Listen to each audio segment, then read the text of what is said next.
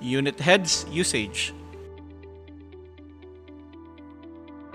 Step 1. Buksan ng internet browser. Step 2. I-type ang address bar couplesforchristglobal.org. Pindutin ang Enter.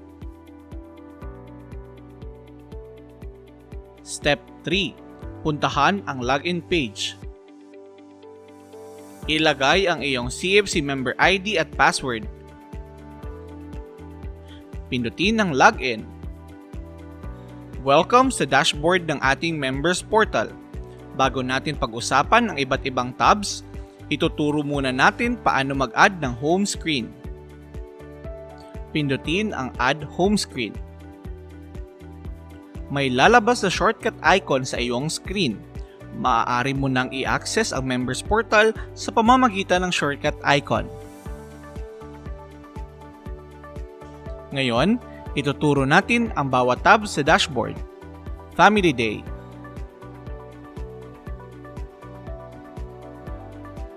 Pindutin ang Family Day icon.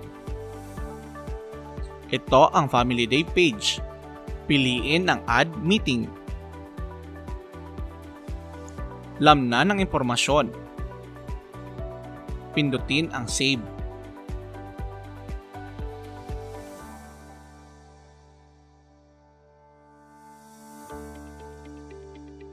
Household.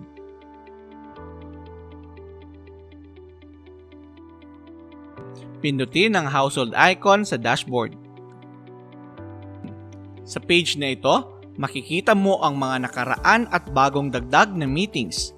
Sa pag-scroll down mo, makikita mo ang upper at lower household group na kinabibilangan mo. Ang nasa taas ay ang iyong upper household at ang nasa ibaba ay ang iyong lower household. Pindutin ang tatlong tuldok sa tabi ng pangalan para makita ang growth ng isang member. Lalabas dito ang mga impormasyon na maaari mong makita. Habang nasa Household tab, piliin ang Add Meeting para makapag-encode ng meeting. Lamnan ng impormasyon. Para sa mga attendees, lagyan ng check ang box pag present siya sa household meeting. Pindutin ang Save pagkatapos. One-on-one.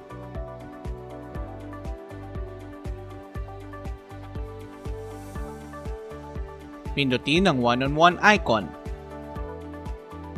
Sa one-on-one page, makikita mo ang mga nakaraan at bagong dagdag na activities.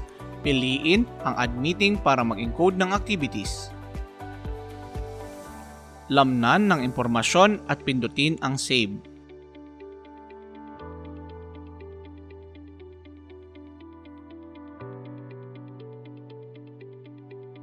Tights. Ito ay para lamang sa Metro Manila missions.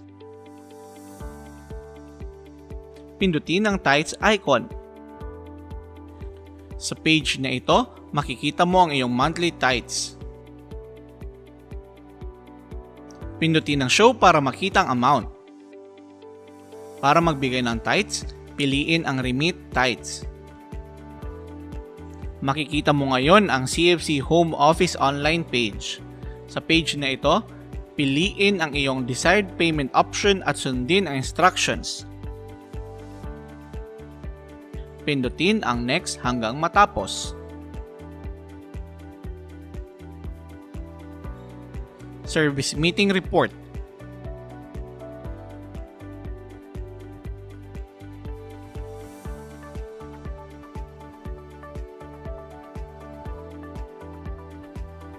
Makikita sa Service Meeting Report page ang mga nakaraan at bagong dagdag na meetings kapag nag-generate ka ng report. Pindutin ang Generate Report. Ito ay halimbawa ng Service Meeting Report or SMR. Makikita mo ang progress ng mga members katulad ng kanilang regular activity or monthly nourishment na kaugnay sa Mission Commitment Plan.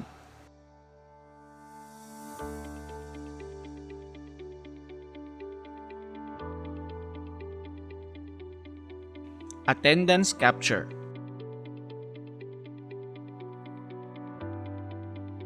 Sa Members Portal dashboard, may lalabas na activity reminder. Pindutin ang reminder para makapag-register ng attendance.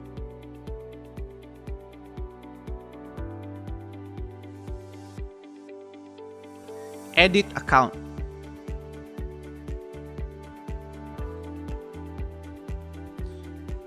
Pindutin ang member profile.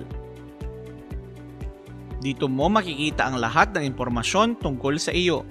Piliin ang edit information para i-update. Dito mo pwede i-edit ang iyong information. Pindutin ang Save Changes pagkatapos.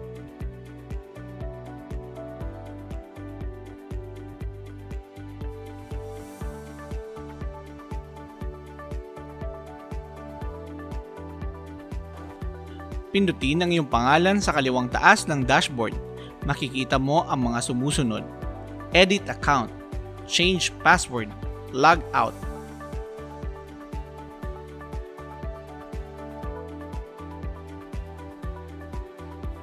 Makikita mo rin ang parehong settings sa ibabang kaliwa ng screen. Pindutin ang edit account kung may gusto kang baguhin. Sa edit account page, maaari mong baguhin ang iyong username para mas madali na mag-login sa susunod. Maaari mo ring i-update ang iyong email address kung meron kang bago. Pindutin ang Save Changes pagkatapos. Pwede mo ring palitan ng iyong password. Pindutin lang ang Change Password. Dadalhin ka ngayon sa Change Password page. I-type ang current password mo. Sunod, i-type ang iyong nais na password. Siguraduhin na secure ito at madali mong matatandaan. I-type uli ang bagong password. Pindutin ang Save Changes. Siguraduhin na maalala mo ang iyong username at password. Pindutin ang Logout. Sa susunod na pag-login mo gamit ang Members Portal icon, pwede mo na gamitin ang iyong username o member ID at ang bagong password na ginamit mo.